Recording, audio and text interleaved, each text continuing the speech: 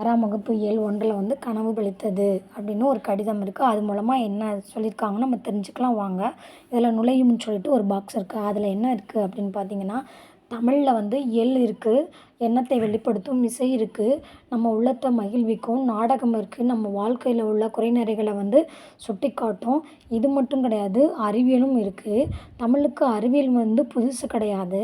அன்னையிலேருந்து இன்ன வரைக்கும் வந்து என்ன பண்ணோம், அறிவியல் செய்திகளை வந்து இலக்கியங்கள் வாயிலாக தான் வெளியிட்டிருக்கிறார்கள். யார்? நம்ம முன்னோர்கள். அப்படிப்பட்ட இலக்கியங்களை கூறும் செய்திகளை நம்ம பார்ப்போம் அப்படின்னு சொல்கிறாங்க. இங்கே ஒரு பொண்ணு வந்து தன்னோட அத்தைக்கு வந்து என்ன சொல்கிறா, ஒரு கடிதம் எழுதுறா அப்படின்னா, நான் வந்து கவர்மெண்ட் ஸ்கூலில் படிக்கிறேன், தமிழ் வழி கல்வி தான் படிக்கிறேன், அப்படிப்பட்ட நான் வந்து ஒரு அறிவியல் அறிஞர் ஆக முடியுமா அப்படின்னு கேட்குறா.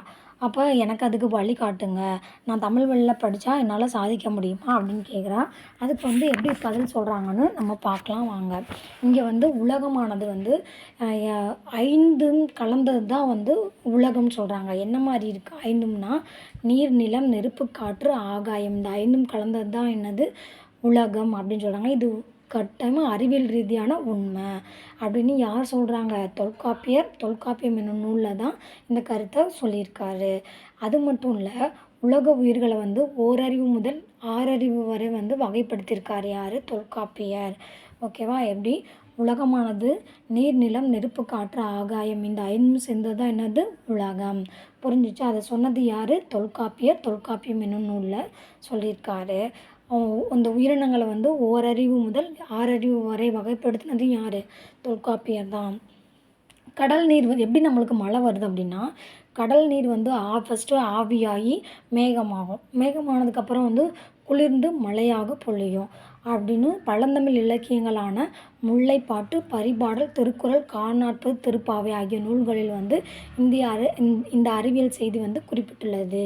மழை அதாவது கடல் நீர் வந்து ஆவியாகி மேகமாகும், பின்னர் தான் மேகம் வந்து குளிர்ந்து மழையாக பொழியும் அப்படின்னு பழந்தமிழ் இலக்கியத்தில் வந்து சொல்லப்பட்டிருக்கு. அறிவியல் ரீதியான செய்தி அப்படின்னு சொல்லிட்டாங்க.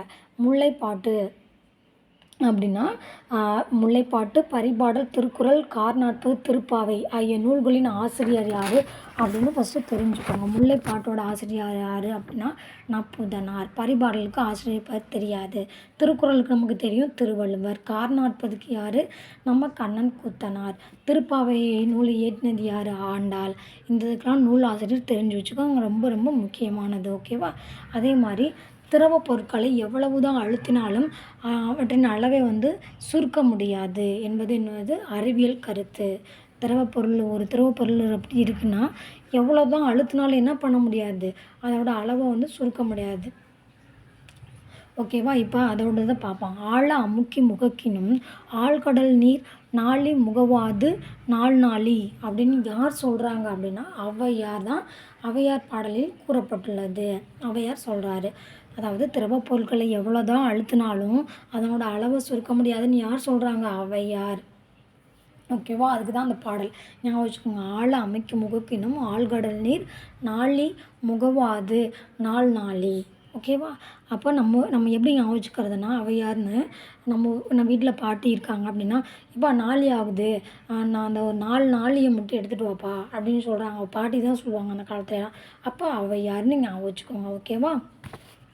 அதே மாதிரி என்ன சொல்லியிருக்காங்கன்னா, நிலம், தீ, நீர், வளி, மிசும்போடு 5ம் கலந்த மயக்கம் உலகமாதலின் அப்படின்னு எதில் சொல்லியிருக்காங்க? எந்த நூலில் சொல்லியிருக்காங்கன்னா தொல்காப்பியம். யார் சொன்னதுன்னா தொல்காப்பியர். அதாவது நான் ஏற்கனவே சொன்னல, நீர், நிலம், காற்று, ஆக வளினா காற்று, விசும்போடு 5ம் கலந்த மயக்கம் தான் இந்த உலகம்.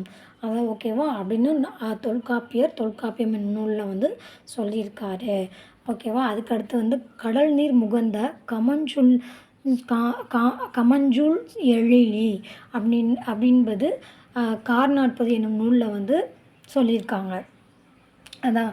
அதுக்கப்புறம் நெடுவசி பரந்த வடு. இது எப்படி ஞாபகம் வச்சுக்கணும் அப்படின்னா, நெடுவெள்ளூசி, ஊசினா என்ன பண்ணும்? பதியும். அப்போ பதிற்று 10. நெடுவெள்ளூசி நெடுவசி பரந்த வடு. ஊசியை வந்து எப்படி பதிச்சுட்டா அந்த வடுவாக அமைஞ்சிரும் அப்படின்னு ஞாபகம் வச்சுக்கோங்க. ஓகேவா? அடுத்து வந்து கோட்சுறா எரிந்தன சுருங்கிய நரம்பின் முடிமுதிர் பரதவர் அப்படின்னா அது எந்த நூலில் இடம்பெற்றிருக்குன்னா நற்றிணை என்னும் நூலில் வந்து இடம்பெற்றிருக்கு. இப்போ அதோட விளக்கத்தை நம்ம பார்க்கலாம். ஒரு போர்க்களம் வந்து ஒரு போர் நடக்குது அப்படின்னா அந்த போர்க்களத்தில் வந்து மார்பில் புண்படுவது இயல்பு. எப்பயுமே வந்து ஒரு போர்க்களத்தில் வந்து வீரர்கள் போகிறாங்கன்னா கட்டாயமாக வந்து காயங்கள் படுவது இயல்பு தான்.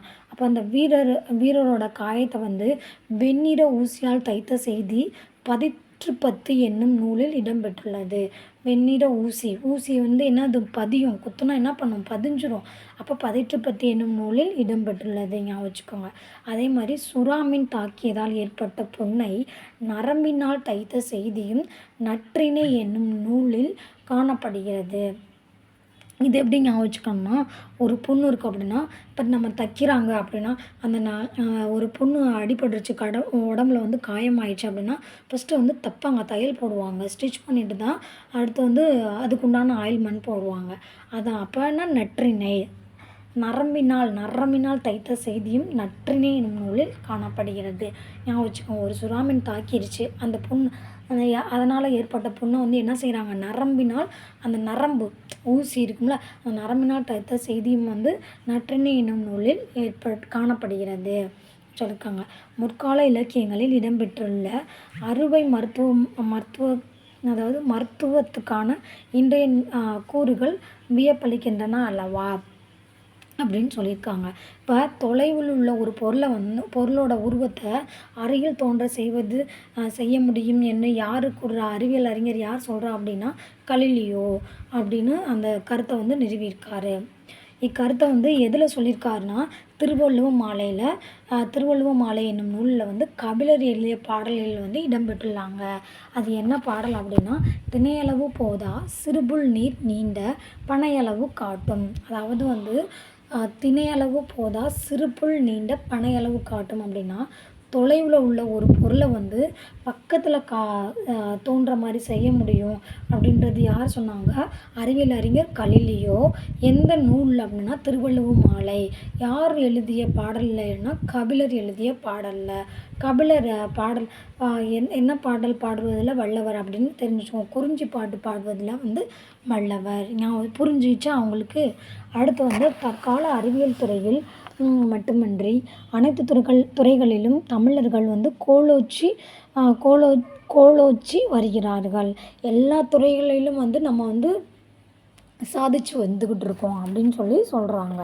சாதனையாளர்கள் வாழ்க்கை நிகழ்வுகளை அறிந்து கொள். நமது ஊர் நூலகம் உனக்கு மிகவும் உதவியாக இருக்கும். நூல் வாசிப்பு உன் சிந்தனைக்கு வளம் சேர்க்கும்.